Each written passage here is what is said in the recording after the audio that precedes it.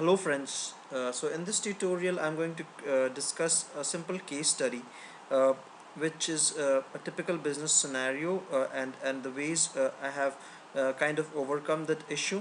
The thing is, in a typical database world, a table that is created on a SQL server preferably has a clustered index and preferably of int value, which lets the data which sorts the data in a particular order, and then all the preceding respective non-clustered indexes are built upon the clustered index, and the queries that you fire are optimized.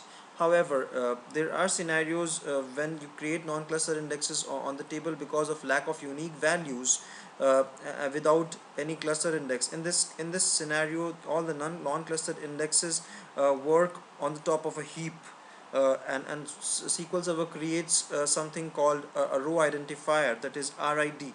So you would find something like RID lookup when you generate the execution plan of such a table with such indexes.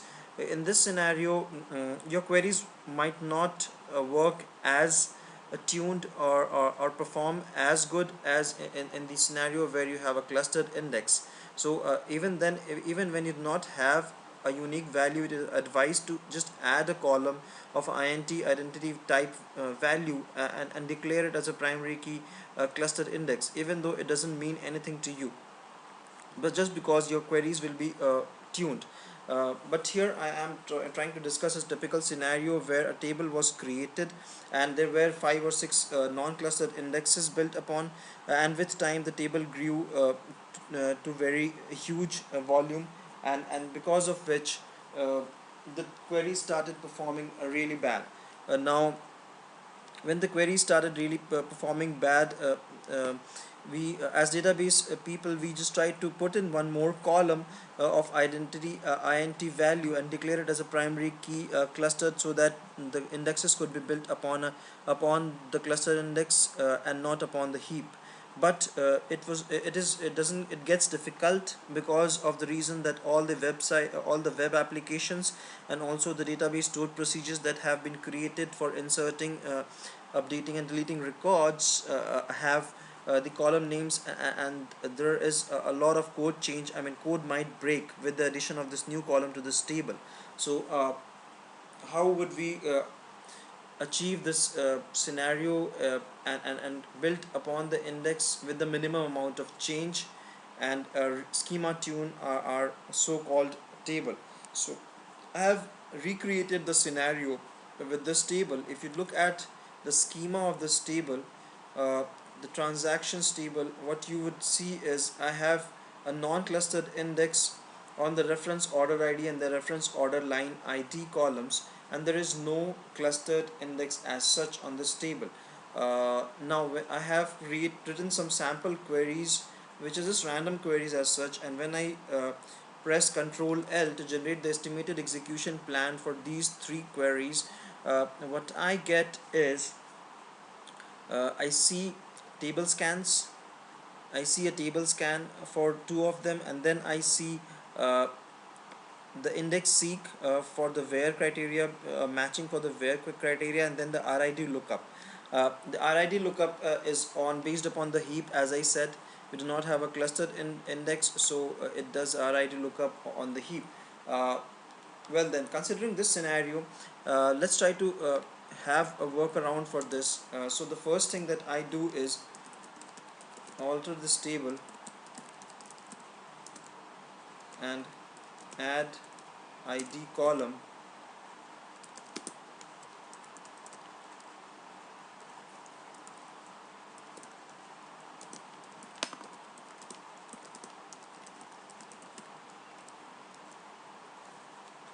as clustered index.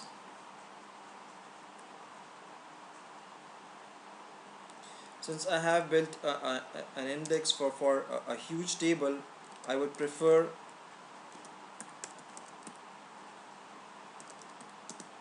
updating the statistics for this table.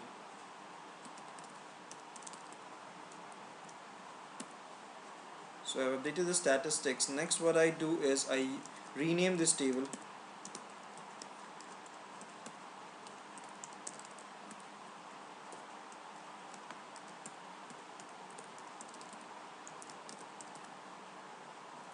to a data table. Right, so I have renamed this table. The next thing that I would do is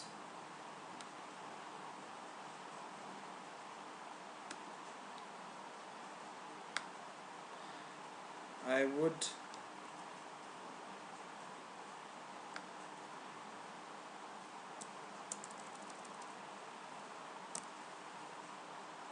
try to create a view.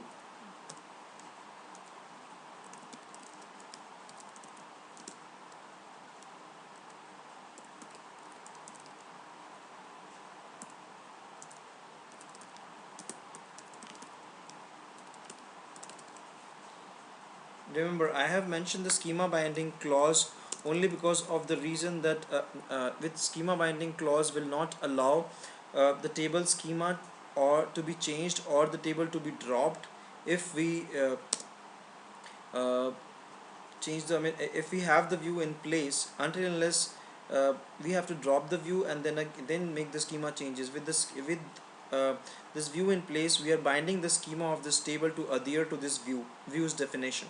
So that's all it means. So it's safer to have the schema binding clause. The next thing is I remove the ID column from this view's definition, and then I create this view.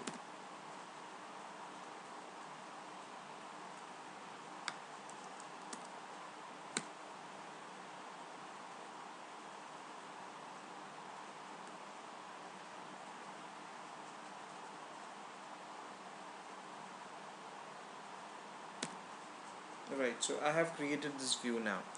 uh, so now let's again go back to this same three queries which we have, and then press our control L and try to generate the execution plan. So if you look at the tables, we have simply made the table, I mean the table would remain the same in terms of selections, yet the underlying object type will differ. So if we press Ctrl L, we see that it is performing an index scan. Uh, Again, the index that we have created, primary key index, and also the heap is gone. We have a key lookup for the primary key that we have created. So I found this. I mean, it will performance tune. This is just a sample table. For more realistic scenarios, this will performance tune such tables to a greater extent, and yet the codes, there would not be any change in terms of coding practices or code changes here and there. All the inserts, updates, deletes will work as is. There would not be any issue as such, and you will be able to achieve the query performance improvement drastically with this change. So this was just a case study which I have shared with you guys. Thank you.